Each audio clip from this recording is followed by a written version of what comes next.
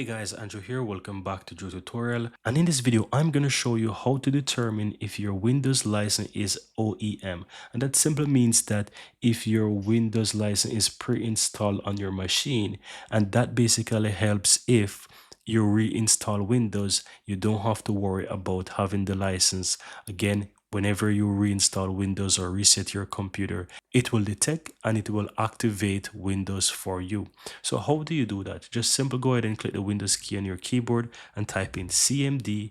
Then from here, you want to right click and run this as administrator. You'll receive a pop-up. Simple click on yes. And once you have the CMD open, guys, all you have to do is type the following command: SL mgr space / DLI. Once you go ahead and you type this in, hit enter, it's going to quickly run for you, and then you'll receive a pop-up on Windows showing you if you have that. If it pops up, it shows a Windows edition and it shows a description. It will also show you the partial product key, and it will show you if the license status is licensed.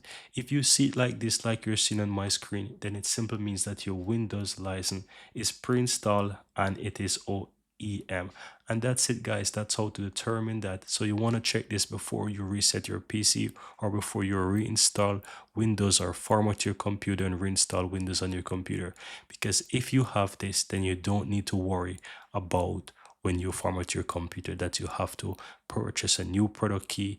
This is in your machine. Once you sign in with your same account, it will detect and you don't have to activate Windows because this will be activated for you automatically. And that's it, guys. Very easy and very simple.